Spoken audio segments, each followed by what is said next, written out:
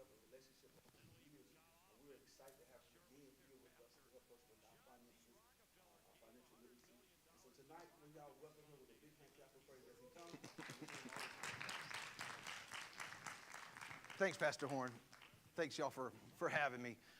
I'm in a men's group, and we've been studying Simon Peter. And you think about it, when Simon Peter, he's pretty bold, and he messed around and he denied Christ 3 times. But that transformation that he had after he saw miracles, after he was with Christ, he had to tell that story. And that story took him from Jerusalem to Joppa to Caesarea Maritima, and then where he ultimately ended up in Rome and was in prison. But my point is, he had a message about the gospel, sharing love, sharing the truth of Jesus Christ. And my message is not quite like that, and I'm not nearly as, but I don't know, I'm not nearly as passionate as Peter, but I have a message to share with you. And before tonight's over, I'm going to make sure that you have better ideas around savings, things that you've never thought of before. I'm going to give you better ideas around banking. I'm going to give you better ideas, and then you're going to leave here with a better understanding of credit.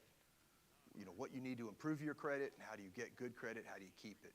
And then throughout the night, please, if there's something you want to share, something you want to add, it's going to be interactive, and I'm happy to answer any questions that you've got. But again, tonight it's about budgeting, savings, and credit.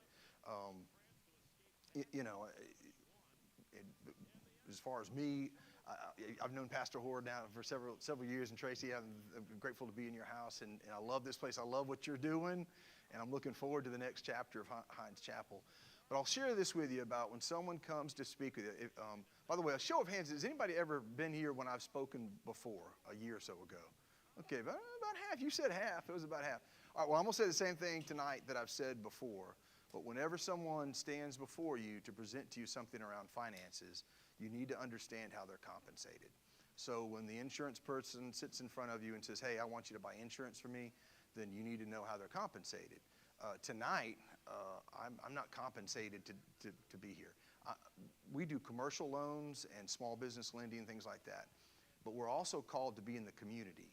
And so it's kind of a good thing for me that our bank needs Community Reinvestment Act hours in the community to share the story of financial literacy. So you're giving me hours, and I need to be in the community hours. And also, it's a passion of mine. Every day, I was just telling Pastor Horn about how someone almost got cheated out of $25,000 2 days ago in my bank. And the bad guy is good. They are fantastic. And so I'm going to give you some ideas of how to protect yourself. And then we're going to have a conversation about savings and share some ideas for you. And then again, along the way, maybe we'll learn a little bit. Budget is the first thing that we're going to do. Now, before I leave tonight, I'll make sure that everyone has a budget. For those that were here before, I went and cheated. I went to NerdWallet. If you don't go to nerdwallet.com, there are a lot of great ideas there. But I've stolen their 50-30-20 budget, but I'll make sure you have that. And I'm going to ask you to complete it. And then next week, we may have, if you want to, I'll stay late and we'll have some one-on-ones with anybody. Again, no solicitation whatsoever. It's about a confidential conversation to help you get to where you're saving more and you're keeping more. Dave Ramsey says it's not about what you earn, it's what you keep. And why do you want to keep? Because you want to give. So the more you're able to save, the more you can give. And please, of all the things I'll be running through, I've got a really good summary sheet, so you don't, take notes. That's pretty cool. I'm always impressed when I'm taking notes. But God bless you. But I've also got a summary sheet that when you leave, make sure you get a copy. But this is a budget about a 50-30-20 budget. Now, a 50-30-20 budget is about wants. Really, it's about breaking down into needs, wants, and savings. And of course, needs are what you have to have, right? And so we've kind of broken this category up. Again, there's a more in-depth, robust budget on NerdWallet that you can actually pull up on your computer and put your numbers in, and it'll add for you. But wants, we all have wants, and really, quite frankly, tonight I'm not trying to tell you what to want and what not to, just how you can control a little bit. And then the savings piece. We're going to talk a little bit about emergency funds.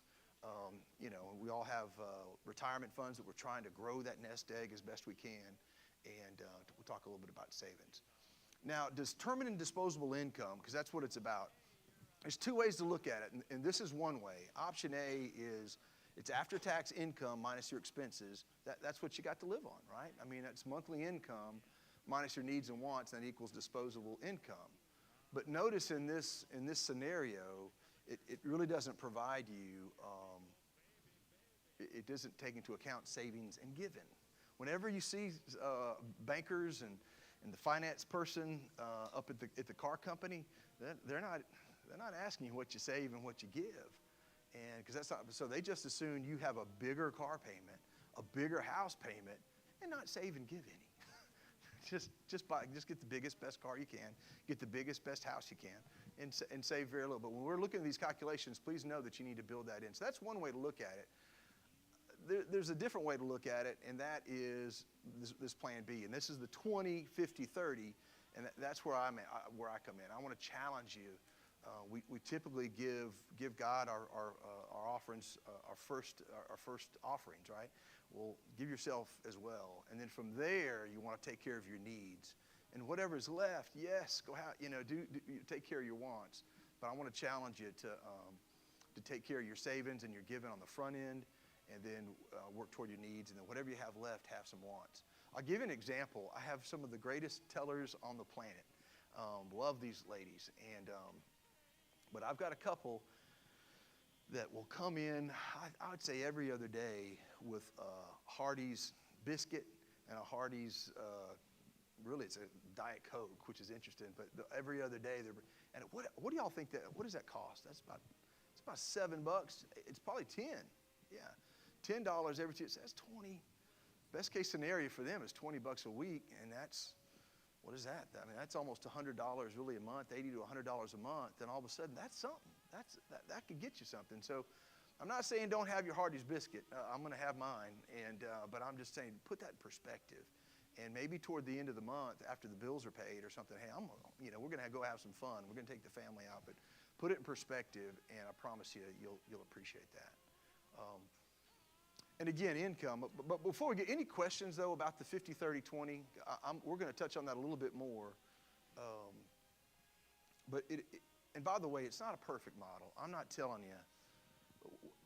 I will guarantee you this. If every one of you were to go home and complete this and put all your numbers in there and fill it out, everyone would have a different ratio. It might be, some of you might be, it might be 60, 30, 10. It might be where you only have 5 to save or very little to save. And maybe some of you are really heavy on wants because that's just the way it is, and whatever. So, but the 50, 30, 20 is not an exact science. That's where I'm going. I'm just telling you it's a goal. It's a standard. We think about 10% tithe. And we also think about 10% savings. But I challenge you, as we talk more about savings, it really needs to be more. 10% needs to be your long term, and maybe another 10% in short term. And look, I'm standing up here saying how easy that is. That is hard. That ain't easy. And then next is the income. And this slide is just to let you know that there's so many, of course you know this, right? But when you talk about income, you typically, if you're retired, you're thinking about Social Security income. And then maybe you've got, wages and tips. But everyone's income is different, of course, but you need to take into account what that is. And I think we all know what our income is, but I just want to challenge you that if, for instance, that interest income, it may not be something for someone who's got very little money that they're earning, but the more you save, the more interest income might play a role. And if you're retired, interest income and dividends might be something that you can measure each month. These are just some ideas that I had. And again, I've always said when I've been out and about that be the best person you can at work. And of course, we all know that. Sure, it's easy to say take a second job. That's tough to do. But there were some ideas, and I challenge you to go to Google or how to earn additional income. But There's just so many different ways to do it now. I've always been impressed with folks that make money online. The younger folks that are in here, it's mind-boggling the amount of money you can make on tweets and posts and things like that. I know, but again, that's not for all of us. And then the bottom line that I put there, and again, I've got a few ideas. There's so many more ideas about trying to drive revenue. But I don't care if it's a garage sale or something of that nature that gives you just a little bit of income one time a year. But I would challenge you to find that extra little something one time a year that can get you ahead.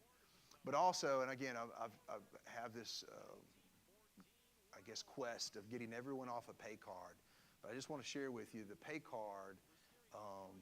If you're not familiar with it, it's a way that you can get paid. Social Security can actually give you a pay card.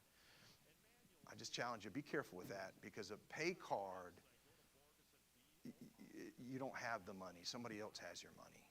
And so when the pay card doesn't work, 1-800 whoever is on the back of the card, I'll get you your money in about 4 to 6 weeks. And that's literally happened. If you were here the last time, I told a story about someone who had, I think it was a Social Security pay card. They went to my ATM. It's a Service First Bank ATM. We don't own our ATMs.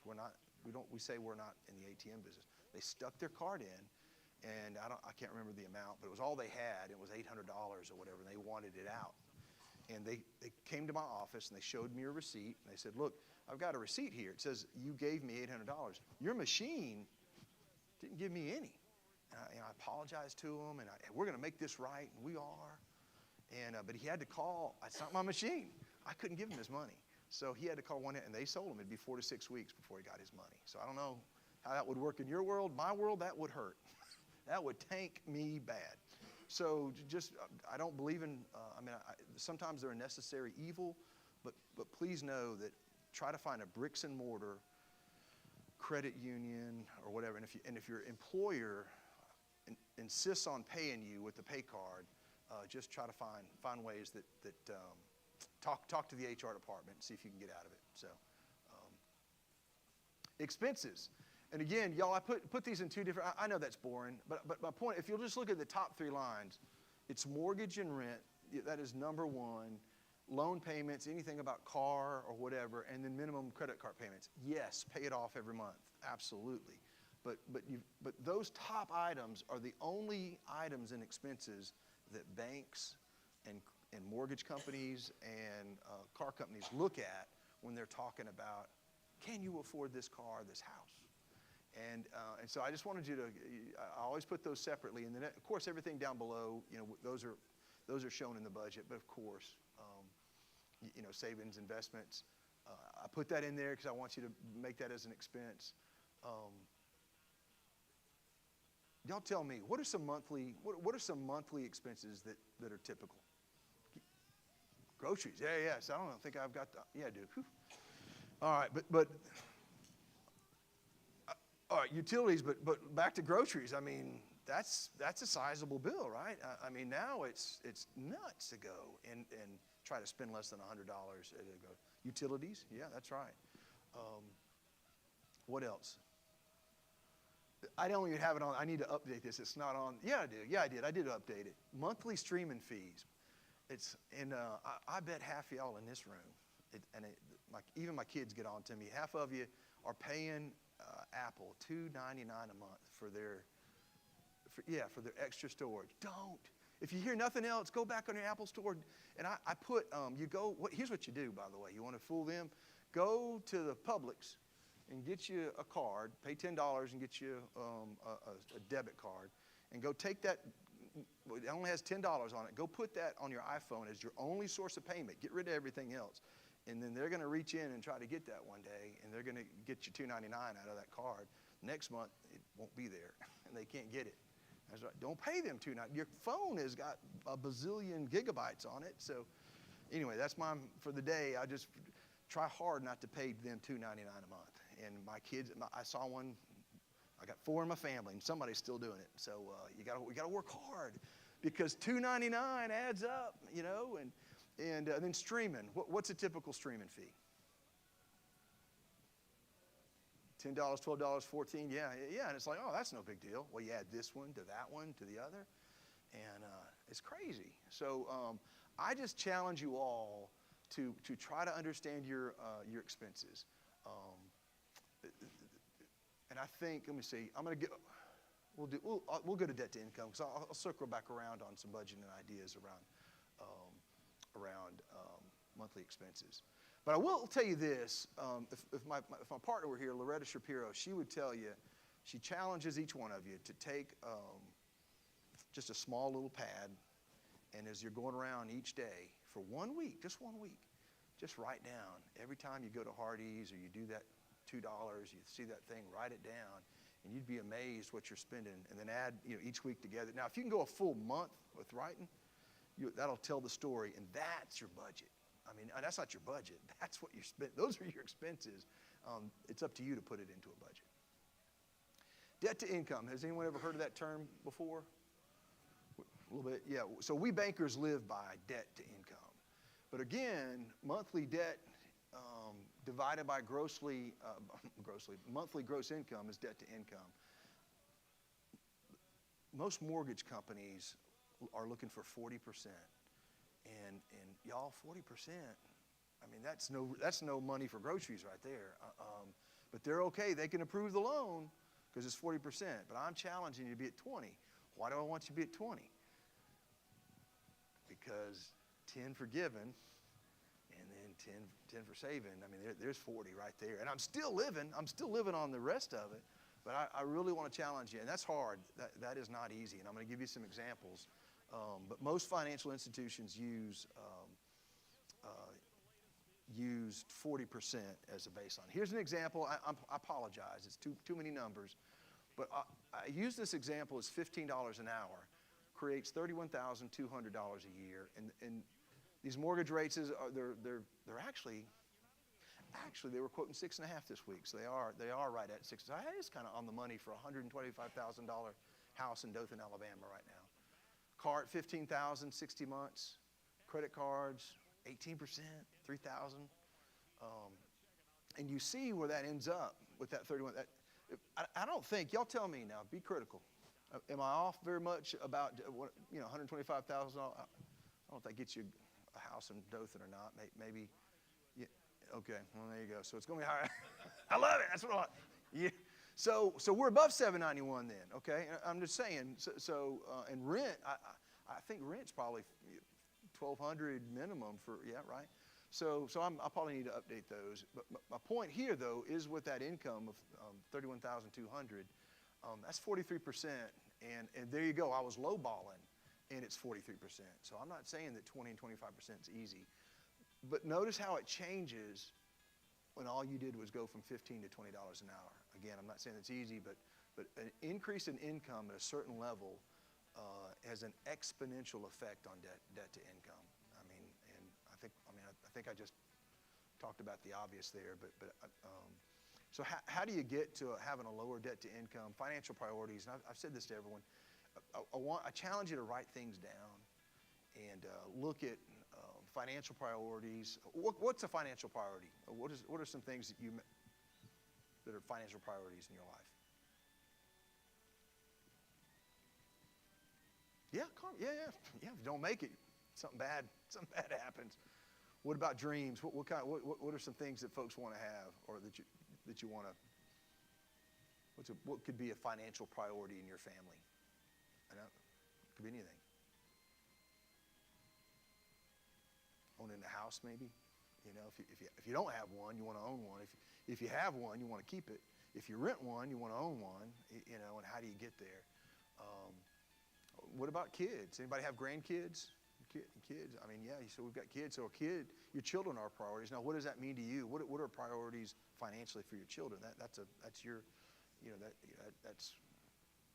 family decision. But certainly helping them learn how to save and maybe not make. I've made tons of mistakes in my life, financially. Oh man. And I tried real hard to tell my kids, don't do this, don't do that, and so you're trying to set an example, but they are absolutely a financial priority.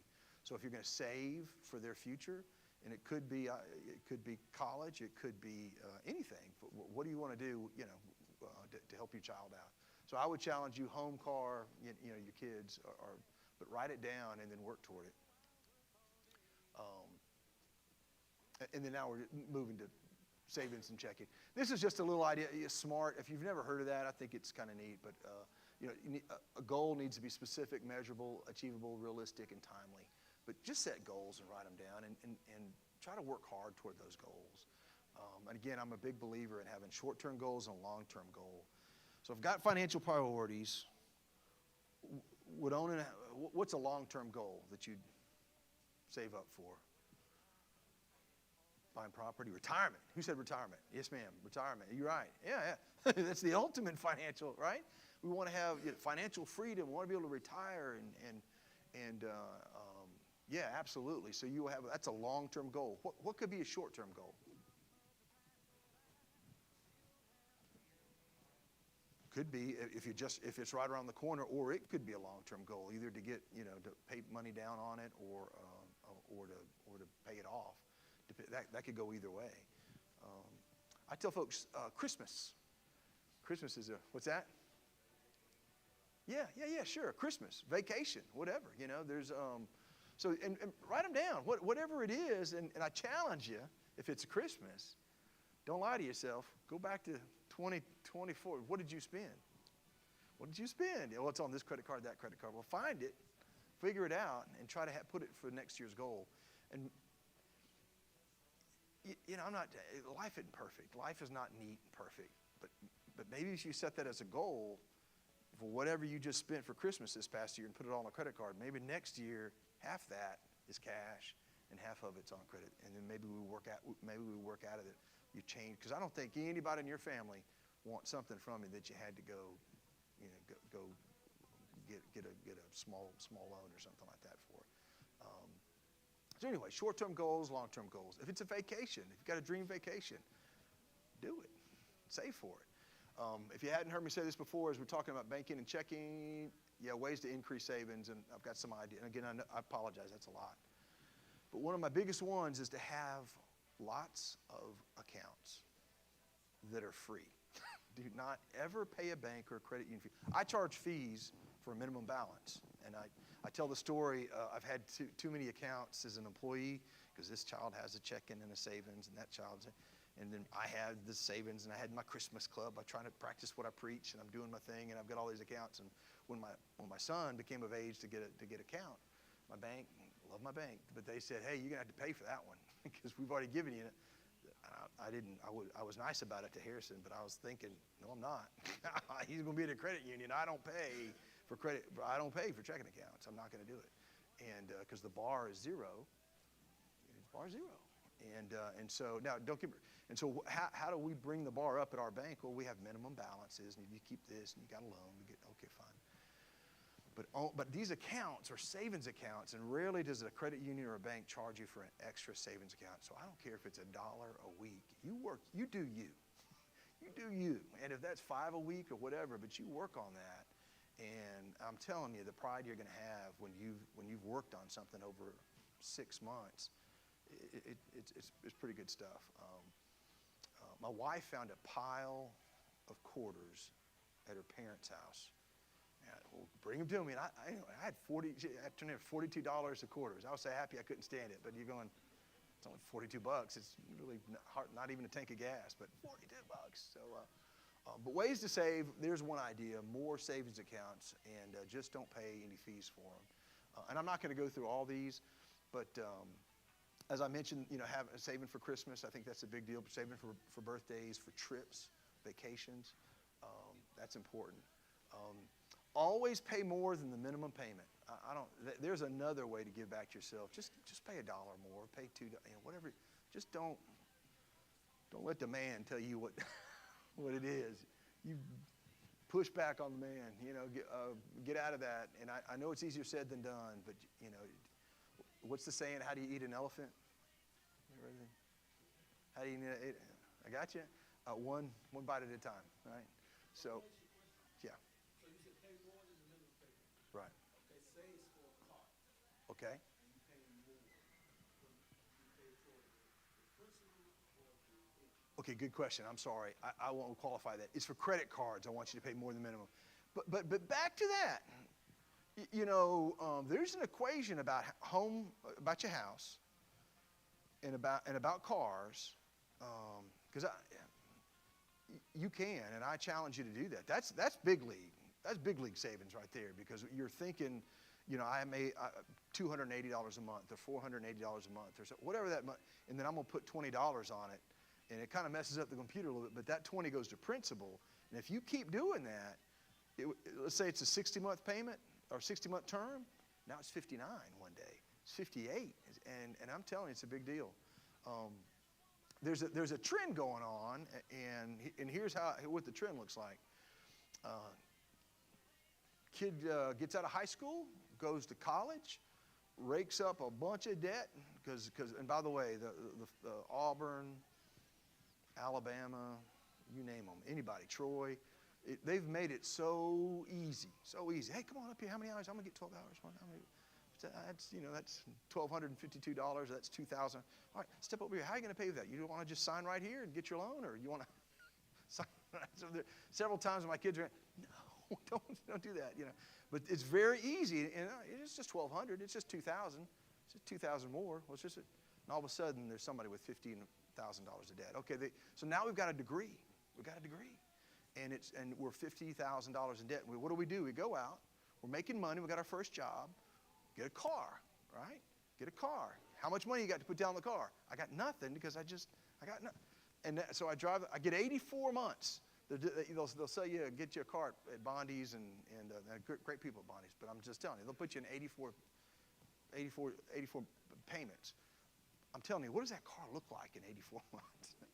And by the way, it is very easy to be upside down in that car. Right now, those trends we are right in where people are upside down, because they bought all the craziness about 2 years ago when it was going nuts, and everybody had COVID money or whatever, and those prices were up. Now those prices are deflated, and there are a lot of people that are underwater in their car. So back to your point, if you paid a little extra, maybe not.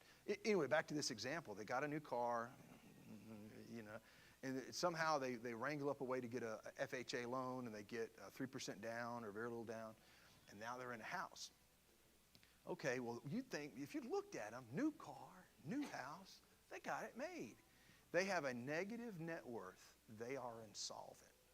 They're starting their life off in debtor's prison. And that is no way. And we look at them, hey, man, that guy's college degree from wherever, man, go get them.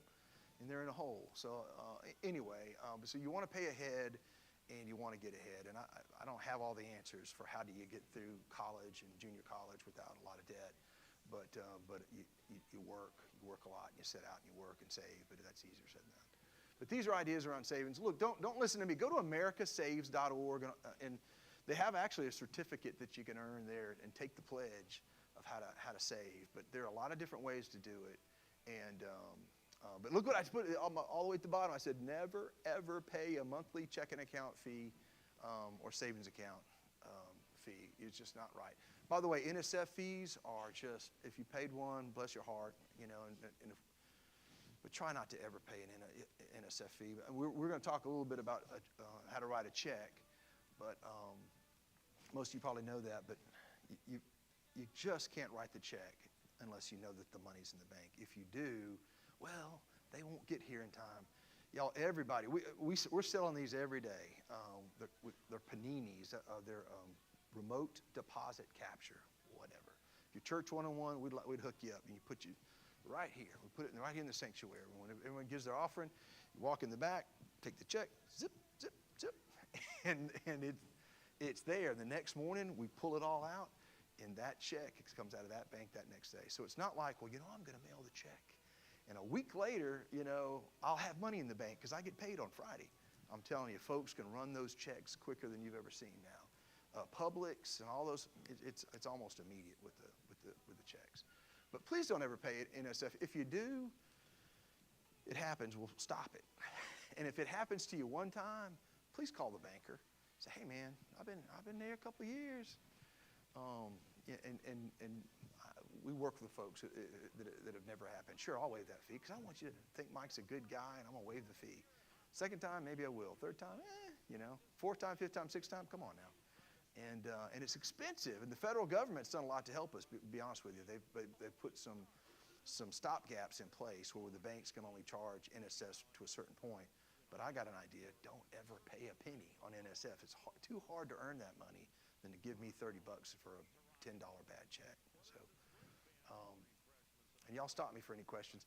I know this is boring, but I just want you to know that, yes, APY and APR, they're the definitions, annual percentage yield. Every time you get a credit card or a loan or anything, somewhere they've got to tell you the the APY when you're talking about a savings account. If you're getting a CD, I've got to tell you what the APY is.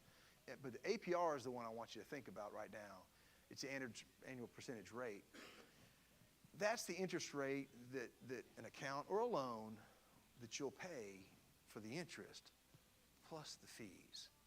One of the worst things that payday lenders do is they charge you a terrible, terrible APR, but then they add that ugly fee.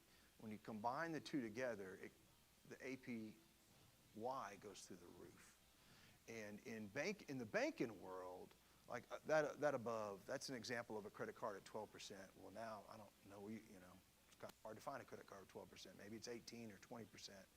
But in this little example, just a $1,000 credit card, and you add $100 fee, $100 annual fee to it, and now the APR jumps from 12 to 22%. You just need to know that, because if you were to come to me and say, Mike, I want to buy a house, and I want $100,000, I want to buy a house, and I said, hey, sure, I'll be happy to set you up 22%. Is that pretty good? You laugh at me, right? No, I'm paying Mike 22%. Man, that's 6.5, 7, or whatever.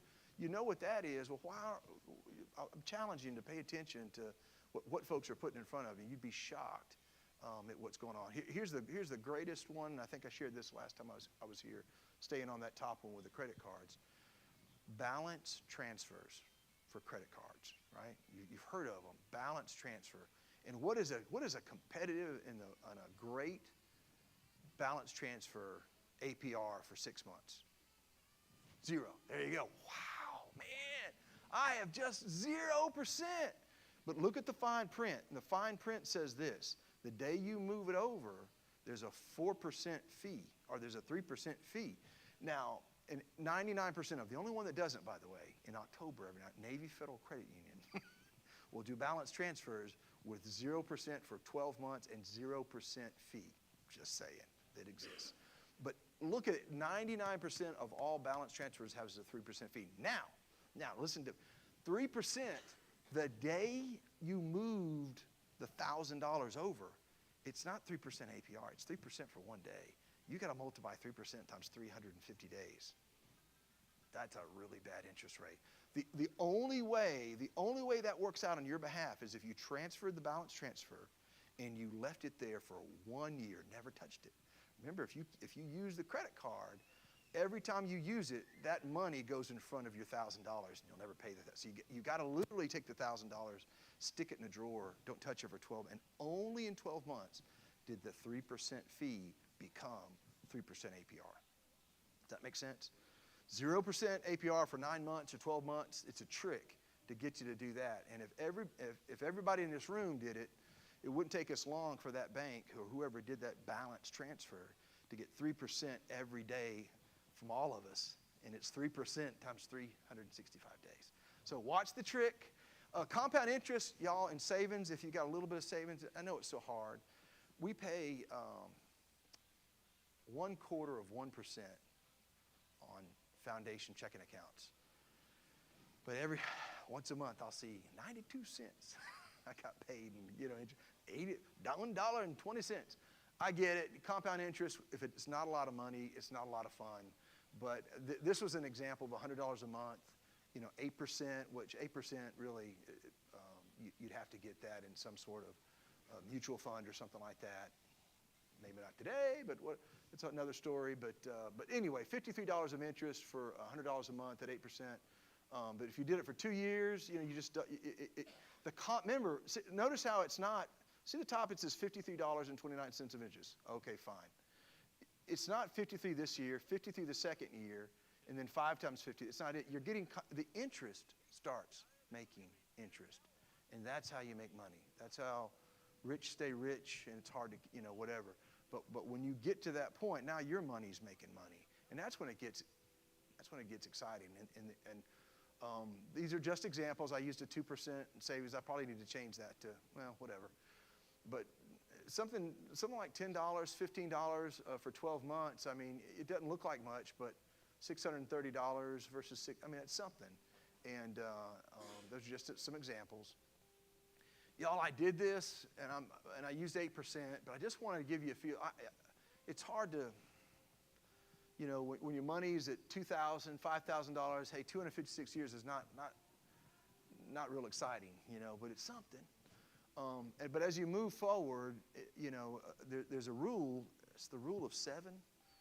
At 10%, money doubles every 7 years. And so if you save, and then 7 years later, whatever that is, you can double it. And so when you think about your employer's 401k, get all in it. And then if they've got matching funds, take full advantage of the matching. I'll leave it up to you what to do after that. But I'm telling you, the American dream can happen, and you can hit some of those levels. But even at $100,000 a year, if you've been saving for years and years and years, it's going to give you $8,000 a year. I mean, that's not bad. But those are just some ideas. Again, does everybody? Are y'all familiar? I know you're familiar with savings accounts, a money market account. With the bank, it's just a savings account. With A.G. Edwards, not A.G. Edwards, with Wells Fargo Advisors, with Merrill Lynch, Morgan Stanley, a money market can be in different products. Yes, ma'am. I don't doubt it. After paying $2 billion a year in federal fines for what they're doing, I don't doubt it. Health savings account. Sorry, but watch them. Watch those people. I mean, I'm telling you. Huh? Cheat team.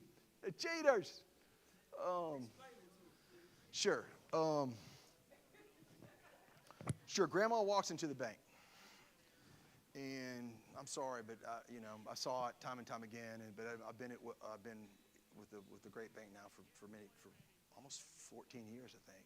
But before that, I was at South Trust. Anybody remember South Trust? Whatever. All right. I was at South Trust, and I did the Wachovia and the Wells thing. But what happened, and I got out way before all that went crazy, is that if somebody came in the bank, if it's grandma or if it's a young person, whoever, they come in the bank, and all they want to do is a thing. Whatever the thing is, cash a check. I want to cash my check. And they went, I think they've stopped, but it used to, back in the day, you cannot cash a check at the teller line. Hey, you got to wait over there. And then they go over there and they sit down. And you got to wait for the banker to come out. Hey, how can I help you? Well, I need to cash this check. Well, come on in here, man. We're gonna hook you up. And then when they sit down with you, okay, well, hey, let's get you an account. Okay, well, I really don't want an account. Well, you need one. And you get one. You really don't want one. Man, I really want to cash this check. And I can't, by the way, our bank, I'm telling you, I can't begin to tell you the number of people that walk in our bank with a check to cash from Alexander Schnarr or whatever, and the first thing they say is, hey, can I open an account? Because they're not really saying that. They're saying, if I open this account, you let me cash this check. They're just like skipping the whole process. I'm like, no, man, we'll cash your check. We're not here to sell you a bunch of stuff. But when they do that, okay, their boss is telling them, and I had this happen to a buddy of mine at Regents. I mean, I love him. And somebody came into his office, and he wanted to take care of their need, like any good banker would, and they left. But the boss came in and said, hey, hold on now. They don't have a loan. They don't have a credit card. They don't have a this and a that. And so during all that pressure, what happens is good bankers do good things, and they try to find needs, and they meet needs with products, and maybe it works. Bad bankers, when you walk out the door, they just go ahead and do it for you. Yeah, he got a credit card. I'm going to stick it in my desk. Mike Smith's address is so-and-so bank at, and there are times when we went into Fire Folks, open up their drawer, and they've got 10 debit cards, and they've got all this stuff. And so that's just what they did. And they were paid for, back in the day, you got, which slide is it? Anyway, I'll show you the slide, but I'm going to show you an Experian slide and TransUnion. back in the day, it wasn't too long ago where you could not figure out your credit score. You could only get it from when you got a loan. It was hard to, or I'm going to show you annualcreditreport.com, but who's going to sit down and write the federal government a letter? Hey, man, would you send me my credit report? It doesn't happen. But you can. So what they did, they had a thing. And for $9 a month, you could come into Wells Fargo and they would give you your credit score once a month. They call it credit protection. And there were some bad bankers who, when somebody really didn't want that, they could only $9 a month now. They couldn't keep $9 in their checking account. They'd say, tell you what, I see where you got Social Security coming in every month. If you want to get Social Security guaranteed protection, I'll sell it to you for $9 a month. What? It's guaranteed anyway. You don't. And then they would sell it, and then all of a sudden, they have sold all these things, and at the end of the week, they can tell their boss, that they sold a bunch of credit card protection or whatever. So there's all sorts of different things, but a lot of folks got credit cards they didn't like. A lot of people got accounts that they didn't want. Let me ask you this: for someone who's banked at a bank for more than 5 years? Okay, cool. Who's banked at a bank for more than 10 years? Okay, we're getting it. How about 15? All right, let me go. All right, this last one, 20. All right. So let's think about the 20-year. All right, how difficult? No matter how hard it is, how difficult in your mind would it be to move over all the things that you pay from one bank to the next? It is not easy, is it? It is hard. So when you do it, it's a big deal. Back in the day, and it is for us too, any good bank, it's a big deal. If you bless me with your business, it is a big deal. They believed you had to sell accounts. There's a place in Bonifay. Y'all ever go to Bonifay going to the beach? And they're closed. It's an old South Trust. It's closed now. Those poor people had to open 120 checking accounts a month in Bonifay. And the deal was, if they had done what they were supposed to do, they would double their population. Everyone in the population of Bonifay would have banked with them in 1 year. Right? It's not going to happen because you're not going to move your 20-year experience.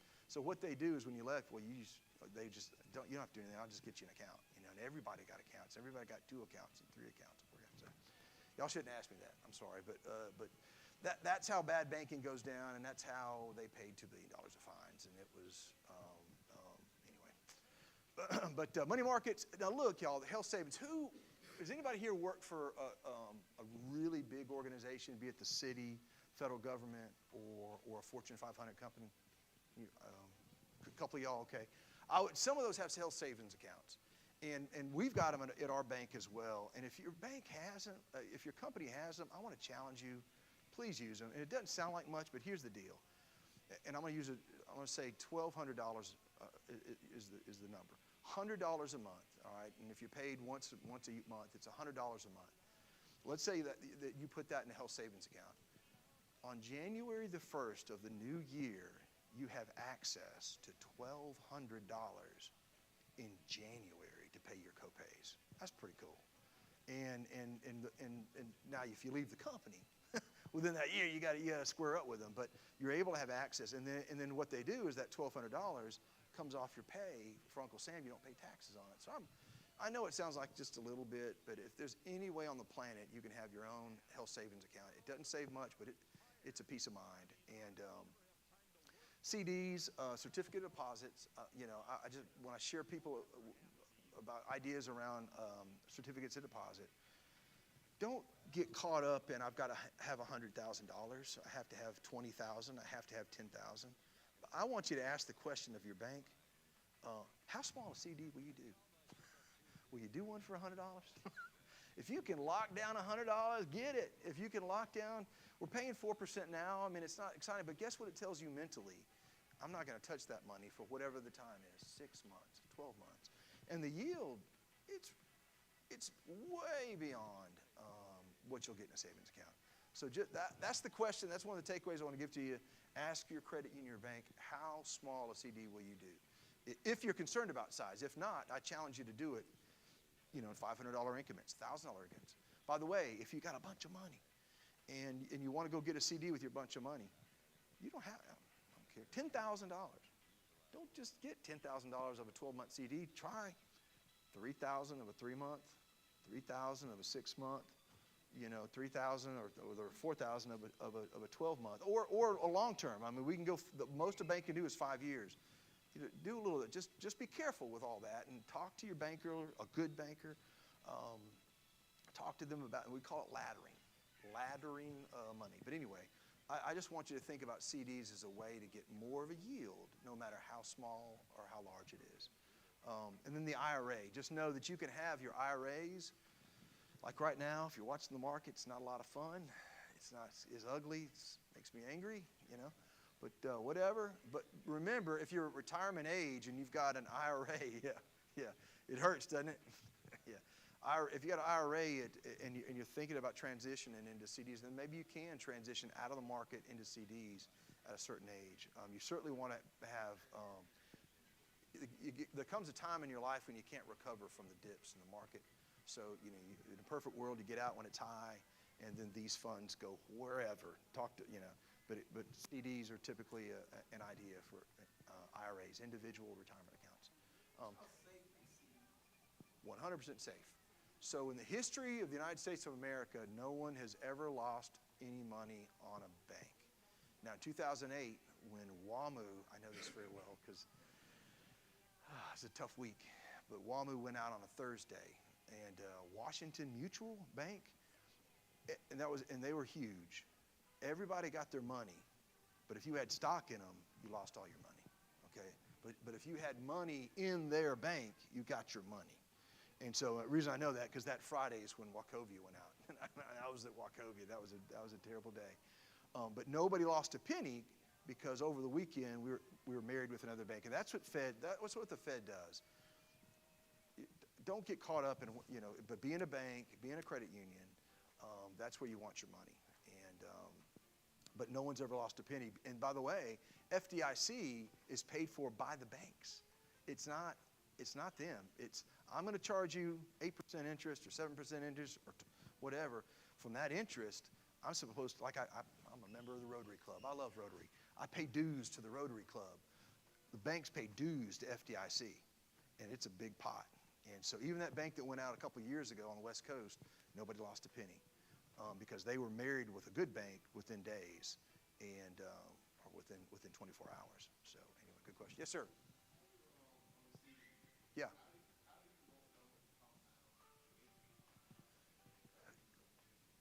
Yeah. I mean, the question is how do you want your interest to be compounded? There's really only two choices. Do you roll over the dividends that come up? And again, we have compound interest. It's really daily, and it's paid out quarterly. But then when you get the dividend, I would tell you, don't get the dividend. Now, look, you get to a point where I want my dividend because remember we talked about income? You get to an age in your life where you're living off the dividend. But in your case, you keep the dividend. So let the dividend roll over. So that'd be my first advice is keep the dividend in the CD. Don't let it pay you out and let it roll over. And then it's up to you in terms of like the interest rates right now, they will go down. I think the Fed announced, so I haven't checked. It's been a busy day. They're supposed to meet tomorrow, and the rates are supposed to go down tomorrow. I don't think they are. I think I heard where they're going to stay the same. But my point is that we all believe rates are going down. So I would not get a 3-month CD because you're right here. But if I want, again, I'm not saying put everything in a 5-year CD. But if you wanted a rate, I probably would do a 12-month CD or something like that to get the best rate right now because it's going to go down unless I say that. But anyway, y'all, look, I'm not a financial advisor. Been licensed twice, not licensed currently. I'm not telling you to do this. I'm just telling you there are other options for you when you're talking about your nest egg, there are employers in town that if you work for them, like we use Charles Schwab, whatever. We have our 401k in Charles Schwab. But I've shown my son and my daughter, they can go to Charles Schwab without me. And we've hooked them up with an account, and they put $100 a month in a Roth IRA. And, right now, hey, the market's not doing so good. So, but anyway, I'm just saying that you can access this because I'm hearing more and more often Wells Fargo advisors, Merrill Lynch, Morgan Stanley, all the folks that give you the best financial advice, and it is good financial advice. By the way, do y'all know how they're paid? How's a financial advisor paid? Commission. Man, you're all over. And it's typically 1% to 2% a year. So if your money goes way up, I see that commercial, Fisher Investments, that we're different. When you make more, we make more. Yeah, no, they all do. When you make more, and then when you make less, we make less. I mean, yeah, that's true. But they get their 1% no matter what. So the market goes down 14 points, and you lose 14%, but they still get 1% or 2% or 1.5%. At Charles Schwab, you can go around them and just not use them and get into with ETFs. But anyway, I'm not advising you anything. My notice, I'm not licensed financial. I'm just saying the American dream, if we're waiting around our whole life to get $1 million before I can walk in the door and talk to somebody who's a financial advisor, come on now. I want it now. And so use your banker, use your CPA, whatever, but you have access to other opportunities that will give you higher yields, but it is risk. You said, so CD, zero risk on the principal, zero risk on it. Everything's guaranteed at the bank. That's why it's solo. We guarantee it. It has to be there. Yes, ma'am. On the CDs, it depends on if it's in the IRA or not. I mean, it's still income. So you've got to report. You've got to report the income that you get off that. Yes, ma'am. If it's an IRA, and all that. But anyway, I just like to show that slide just to say there are ways, but you just need to be careful. It's part of the American dream is to have opportunities to have a little risk with some reward. That's all I'm saying. All right, we talked about short-term goals, long-term goals. I'm real big on having children and grandchildren accounts. Again, as long as they don't cost you a fee, load up. I've got my dad started an account for 2 of his great-grandchildren, and just a little money here and there, whatever. And then the rate started going up. We got each one of them a CD. Again, it was like a $250 CD at Navy Federal, and it paid. And now, it's just doing its thing, and it started out with nothing. Now it's going to be a little something, and they're both, 6 and 8. But by the time it's going to be a nice little check for them. So I challenge you to create children, grandchildren accounts. Again, with Dave Ramsey, I'm not Dave Ramsey qualified, but he's a great guru to look up and listen to what he and his daughter say. But he talks about saving to give, and we really should. I mean, you want to be financially secure so you can help others and help your family and help your church. You want to save to give. Check writing. I just wanted y'all to know a couple things. I need to wrap it up here in a little bit. I'm not going to ask the question, does everybody know how to write a check? But but if I were to write this check, put this right here. If I were to write a check and I wanted to write it for $100, 100, and then I'd write the full amount here. You always start way over here close to the bar. $100.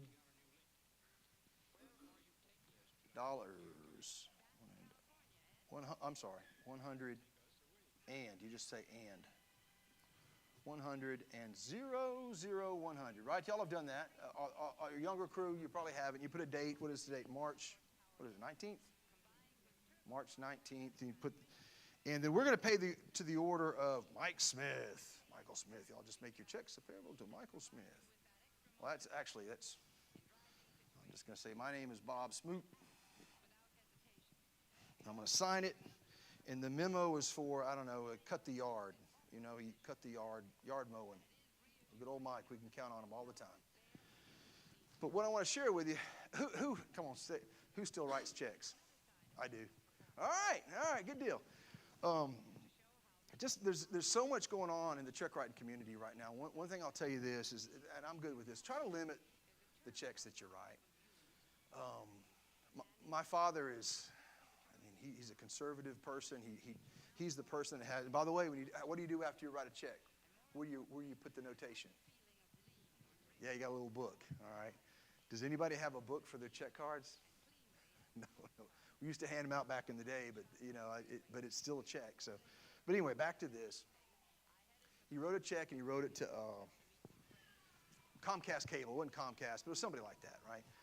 He was so conservative. He was going to go to Publix. He was in Auburn, and he drove to the post office or whatever. And I think it was out in front of Publix or something. He drives up to, he opens it, and he sticks his check in, right? No. It ended up being bad. The bad guy got it. The bad guy had cut a deal with the U.S. Postal Service. U.S. Postal Service, by the way, do not trust, I love them, they're good people, the federal government, all that. But there are people that are lined up with them that know how to get the whole pile of mail, and they just go through them and get the checks.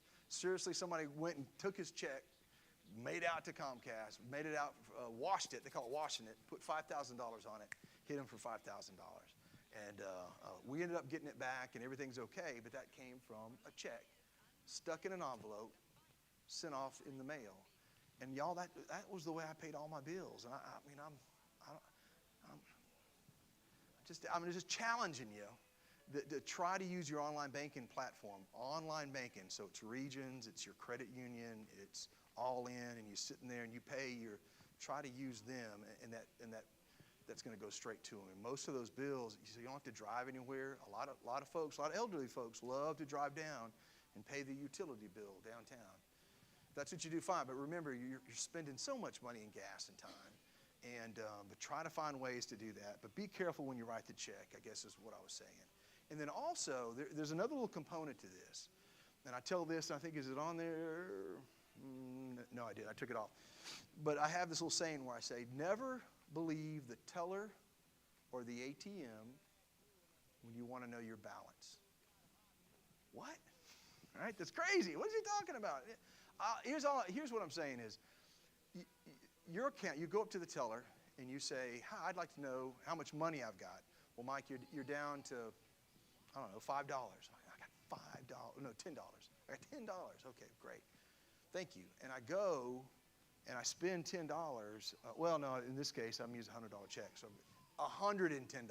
I'm sorry. I've got $110.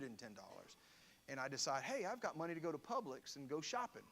I'm going to go to Publix now because the teller just told me I have $110. And I go to Publix and I get it. And then the check bounces. What? I went to the teller the same day. What's going on? Well, they don't know. Michael Smith's been holding that check forever. He didn't bring it to the bank. And the teller didn't know that Michael Smith's holding your money. So I'm just saying, you've got to know your checkbook register. Please know your checkbook. You've got to know it. I take my online app and I look at it and I get, oh Mike, okay, I went through and I check it off, or that debit card. You've got to know. Same thing with the ATM. ATM's going to tell you $110, but it doesn't know if I still have that check or not. So be careful. And the other thing is this, and by the way, these checks are processing quicker than ever. The other thing I'm going to tell you, as we're debit cards versus credit cards, debit cards versus credit cards. Have y'all heard my example about a hotel? How I tell everybody, don't use, I'm sorry, see, they look the same. Don't use your debit card at a hotel. Anybody know why? Why would you not use your debit card at a hotel? You want some of that? Go ahead. That it could happen, so that's a good one. I like that. I like where your head's at. But there's another thing that goes on with hotels. Hotels are kind of like gas stations. When you go up to the gas pump and you stick your check card or your debit card or your credit card into the gas pump, most will just what? They'll check you for $1, check you for $1. When gas goes through the roof, every now and then they'll check you for 100. So you got to be careful. But they'll check you for $1. Well, guess what happens at the hotel? I'm going to stay here for 3 nights. Well, they put the full amount on your debit card. Okay, all right. Well, the check-in. Does Mike have, what's a hotel room? How much? $179. Let's say it's $150 because my brain's not there. And it's a 2-night stay. It's $300, right? $300. Tax and all that, whatever, $300. They hit you for $300, but you're leaving in 2 days, and then you leave in 2 days. Well, now I'm checking out. Now they're going to run it for real. They're going to run it for $300. So there's $600 now that's on your credit card. Now, what happens with a debit card? With a credit card, you never see it. You don't know. It washes out. But it could hurt. I've had many folk call me from Birmingham at a hotel saying, hey, man, I don't have enough money in my account. Can you help me out? So be careful. And then know this about debit cards. I think it was Pastor Horde and I were talking that debit cards, please don't use them online. Do not use your debit card on the internet. If it's on there, please get it off. Because think about this. When there's bad guys, the bad guys like you talked about, the bad guy can get you money and all that. But with the debit card, they reach into your account and they get your money. And then you walk into the bank and you ask me, Mike, would you give me my money back? Well, what happened? Well, I got robbed. Imagine being robbed on the street, going to the banker and say, hey, man, I got robbed on the street. You going to give me some money? Well, I didn't rob you. You got to go to the police, right? But people think, well, it's FDIC and you're going to give me my money back. Well, no, it's really Visa. I mean, it's an ongoing daily negotiation between the banks and Visa every day on if we're going to give you your money back after the bad guy gets it. I don't know about y'all. I don't need an if. I need my money. So. Good question. If my boss were here, if Harrison Morris was standing, he says he doesn't use a debit card because we want all of it. Look how similar they look. They're identical. But we want you to put it on the credit card and then pay it off immediately. Do not. I'm telling you, I want you to pay it off immediately. And the credit card, Visa is counting on you making mistakes and rolling it over and paying them interest. But use them for fraud, because what happens is the bad guy gets their number, and then the credit card company says, hey, and then you call the credit card company saying, hey, the bad guy got my credit card number. Well, they get rid of the credit card and they order you a new card because they want you. It's like crack. They want to give you some crack. Go get it. I'll get you a new card, and I'll get, But what are we going to do with that $700 thing that the bad guy took? We'll just wipe it out. They're moving on because we want you. So, when do you use a debit card? I use mine. I do use mine for gas, but I only use it at places that I know because I like to see it come out immediately. It's gone. Okay, whew. I have the money and it's gone. So I use it for that. I'll tell you this. I've told this to my children and young people.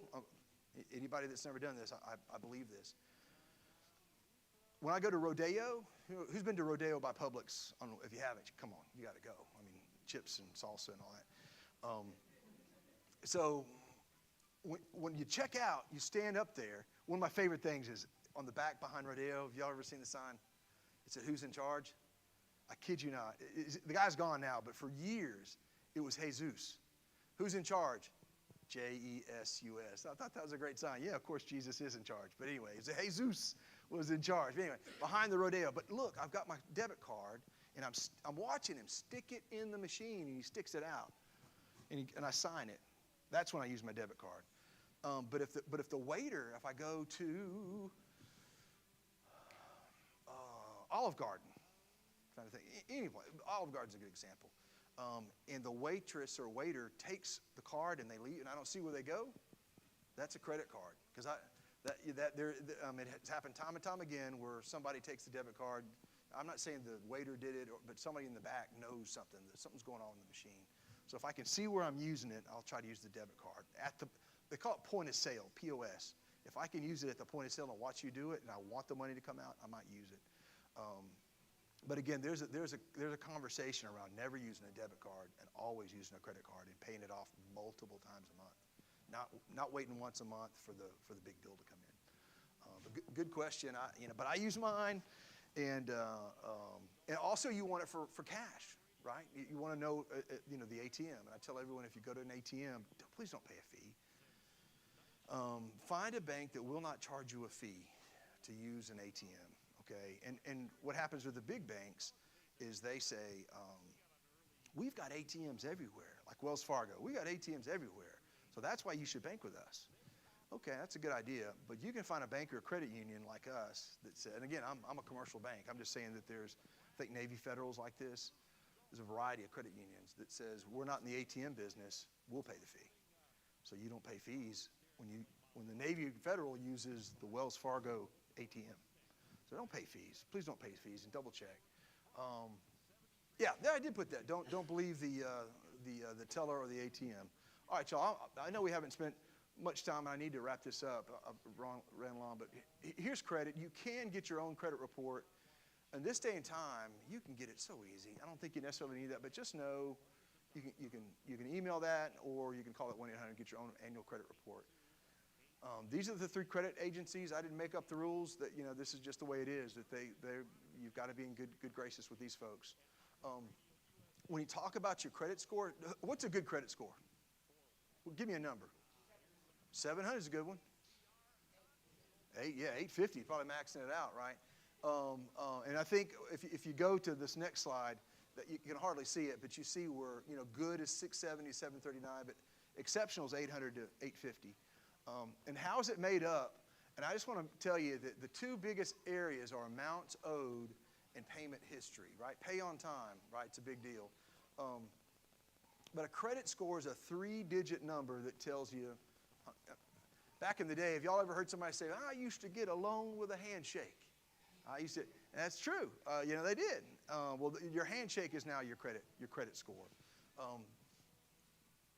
But I do want to share with you that when you're talking about what is a good credit score and what is not a good credit score, yes, it's true. The higher your credit score is, great. But y'all, back in the day, it used to be if you had a $1,000 credit card, right? Back to the credit card. If you had a $1,000 available credit, you could use up to 500 of that 1,000, and it wasn't so bad. Now it's 30%. So if somebody says you got a $1,000 credit card, then you really shouldn't spend more than $300 on it, and that is called usage, and usage accounts for usage accounts for types of credit used, the blue, whatever. It's between 10 and 15%. But y'all, it's payment history, amount that you owe. And that amount that you owe, the 30%, has a lot to do with, it's 2 different. I hate that says 30%. That's not the 30% I'm talking about. It's 30% of the $1,000, okay, if you've got a $5,000 balance, then it's 30% of $5,000 of the available credit. I hope that makes sense. But y'all, your credit score is, and by the way, there's a whole world that makes money between 300 and 579 and 580 and 669. And who is that? Who makes money in that world? Did somebody say it? Payday lenders. You were close, though. No. Payday lenders. Please, please. All right, let me ask you this, because there's the 30% I was talking about. But one of those is stay away from payday lenders. What is the typical payday lender loan? What's an amount? 500. Anybody else? Got another number? Maybe 1,500. That's okay. So 500 to 1,500. And when we talk, if we were to go back to the savings piece, so many folks, and they're right, Dave Ramsey would tell you to have 3 to 6 months of salary saved as an emergency fund. That's a lot of money, y'all. And so I'm not telling you to leave this place and go, that was worthy of it. It's hard, right? So I would just challenge you this. The first step that I would make is to try to save whatever payday loan is. If it's 500 to 1,500, that's my goal. And the deal is I'm never walking in the door of the payday loan. I'm going to lend it to myself. And that's what I want to challenge you to. If you're stuck in that cycle, I mean, y'all could talk with Pastor Horn. I welcome anybody to come sit down and talk with me. If you're stuck in that cycle, we want to help you get out of it. But it's like back to the elephant. How do you do it? One bite at a time. But you got to get away from it and get into your own savings when you saved up enough to lend yourself money. And that is easier said than done. Told you about the budgets, which we're going to hand out. Keep track of your spending. We've mentioned that. Plan to save for big items, and then stay away from credit, and make sure you know what your credit score is. Does anybody use Credit Karma? There's some people. All right, love it. Me too. I'm with you. I'm checking it all the time. When we want to move the needle. Please do that. It doesn't cost you any money. Please, don't buy anything on Credit Karma. God love them. Don't sue me. But again, how do they make money? I want you to know they make money from the credit cards that are buying your credit information. And so they're not making. So as long as you don't, I'm sure you can pay them $10 a month for something, but don't. Find your credit score. Use the tools that they've got that are free, and then get out of it. And just remember, if it says you've got a 700 Beacon, you could go buy a car, and when they pull your credit, it's going to be a 680 or a 720. It's a difficult science. It really is. And then be careful when you're closing accounts. Yes, I want you to cut up your credit cards and whatever. But really, the world and the credit bureaus, they want you to, again, back to the crack or whatever's addictive, they want to know that you can handle it. If you can handle it and not use it, boy, they're a good customer. So take it and leave it in a drawer and then just don't. But use it for fraud prevention. I mean, absolutely use it for fraud, but pay it off. Please don't get stuck in a bad cycle. This was just, I'm not going to dwell on this, but see the red? 456, 214, and 49%. Y'all, I took this off. I'm going to put the names up. I think I said that last. I'm going to put the names up. Off the website of the payday loan folks that were selling these. This was the good news. This is what they had on their website. I'm not just telling them. They were saying, hey, man, come on down and get $300 loan for 14 days. We'll have you down here. And it's 456%. What? Because it's back to that math again. When you pay them their fee and their interest for 14 days, remember, you got to divide it by 14, the interest, and then you got to multiply that by 300 and something days. And so they're probably going to say, yeah, that's only 14, 14 days. That's only 14%. Well, it's not 14%. It's 14 days times 1%, 1%, it's 300. That was what I was telling you. But that's 3 different payday lenders and what they put on their own website, or what it costs you to borrow money from them. Controlling your debt, sure, write down the list, but I'll tell you this. If you'll blow your mind. You think you know what your Sears card, look how old I am. See, they're gone. That's bad. You think you know what your Walmart card or your Lowe's card is. I challenge you, and in this day and time, we banks and we financial institutions, we don't like paying. What is it for a stamp now? It's like 48 cents or something. We don't want to pay that anymore. And we'll use that as, hey, we don't want to pay. I'm telling you, it's not why. We don't want you to read that statement. Straight up. I mean, I think we're a great bank. We do. We want you. But I'm just telling you, like the Wizard of Oz, the guy behind the curtain, he don't want you to look at that. I'm challenging you to go and take your credit cards and find a way to print them and hold them in your hand for the month of, this is March, for the month of February. And I guarantee you it is not what you think it is. It's been a rising rate environment. When you signed up for that credit card, the bank, we always win. So we put a little stuff in there that says, hey, when rates start going up, we're going up. And so you thought you had a 21% interest Lowe's card. I promise you got a 28 to 30%. Well, so I challenge you to hold it in your hand. The finest Fortune 500 companies in the planet are doing this. And you think you know what it is until you hold it in your hand. So I challenge you to hold your statements in your hand. And controlling your debt, rank it. And that was it. I'm sorry it went long. But I'm very grateful. And really I do this as a passion. I don't think I covered really everything. I tried to differentiate between a debit card and check card and then how to write checks. But if there's something that you feel like, hey, I want to have a deeper one-on-one conversation, please know that, first of all, I'm coming back next week. And I'll if you've got some things you want me to research for you, tell me now. And could somebody help me hand out 2 different things? You want to help? Come on. So see if you can do that. Can you hand those out? Like go down each row and see if you can do this the fastest. And then you hand out, everybody gets one of those. And then bring me back the extras.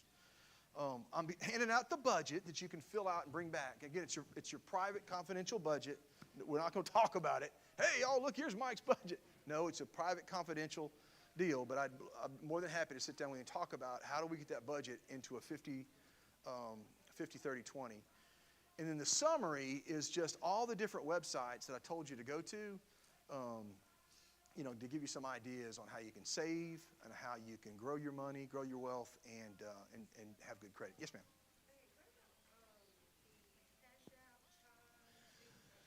Okay, I didn't address that as well as I should. So here I promise to get you more information when you're out next week if you'll come back. But here's where I'm at in my growth with that. I've had to come to accept it. But I will challenge you. I looked at this for Cash App. They're very secure and whatnot, so they know what they're doing. But just remember, like I've got Venmo. My son, my kid, and I get it. You're going out to a restaurant. Hey man, you pay for it. That's all good. But what happens is you get a balance sitting in Venmo, I'm not convinced that balance is, first of all, FDIC insured. It may not be in a bank. I mean, it could be in it probably is in somebody's bank, but it ain't in yours. It's in theirs. It's just got your name on it. And so, okay, if I'm Venmo, right, I've got you, I've got everybody in the room, I've got all over the country. How much money do you think they have in those little bitty things? Do they have more than $250,000? Yes, they do. So it's sitting in Chase Bank or whatever. So billions or whatever sitting in this one account, it's insured up to $250,000. So, I'm just saying you got to be careful and get your money out of there and have it in your bricks and mortar bank, your bricks and mortar credit union. And there are a lot of folks who can't get accounts that can get a Cash App card, I think. And I get it if you can't, but I want to challenge anybody to use those when necessary, but be careful. But so far, I use Venmo. I've had to use Cash App to pay somebody who's working in our yard. Okay, so yes, sir. Good question. Yes.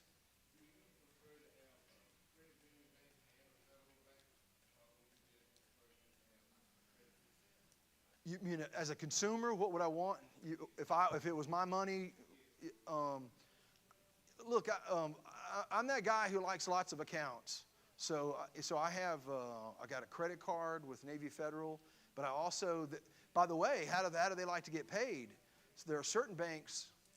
Anyway, it's a long story, but they only want to be paid by their checking account. So I had to have a Navy Federal checking account. So I got a little money there,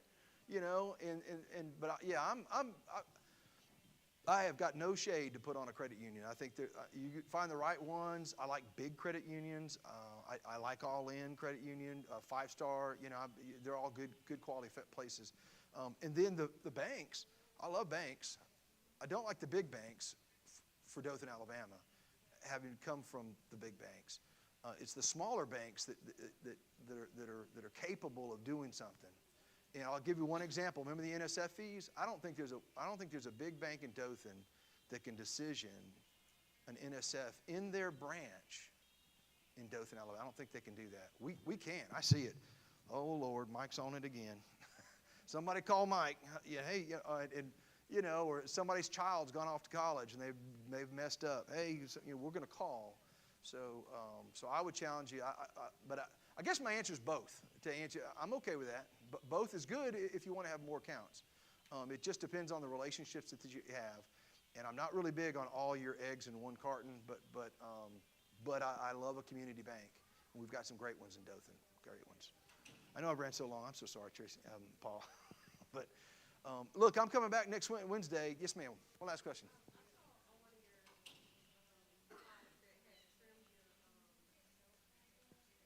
Yeah. Okay. Okay.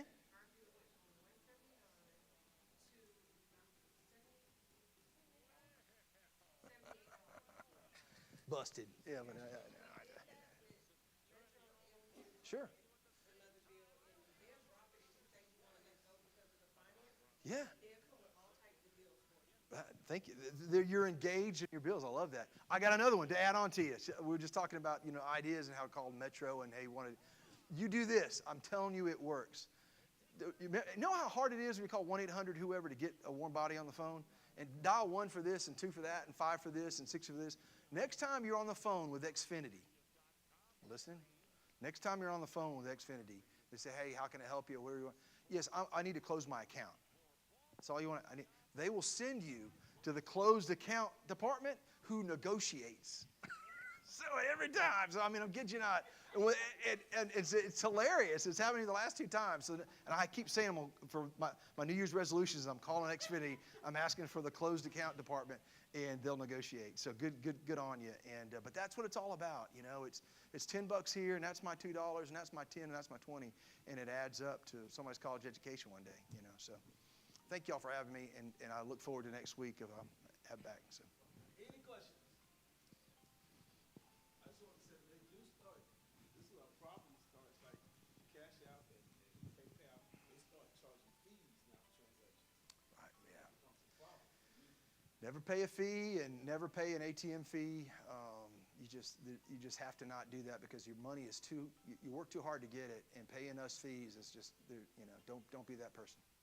Okay, any other questions before we close? Right on perfect time. Okay, so next week, you're gonna fill out your forms.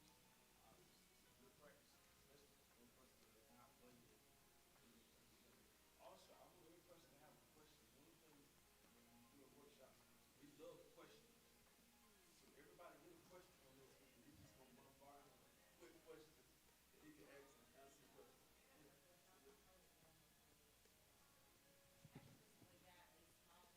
Okay? Okay? Right? Okay? No, that's fine. You're good. You're good.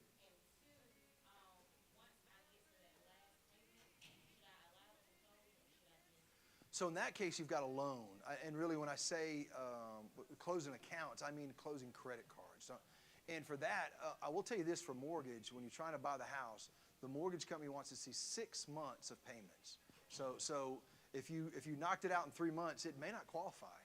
I got my help. I signed on a credit card for my daughter, and she didn't use money on it. And it's like, no, they want to see 6 months of usage. So for that small loan, just make sure it's 6 months, and then it's a loan. So it shows, yes, pay off your loans and pay them off quickly. I was saying I should qualify that. I apologize. Don't close those credit cards necessarily. To see them open and cut up the card is better than closing them most times, because they want to see that you have you've got a lot of credit available to you, but you're just not using it. So, but yes, pay the loan off. Yes, ma'am.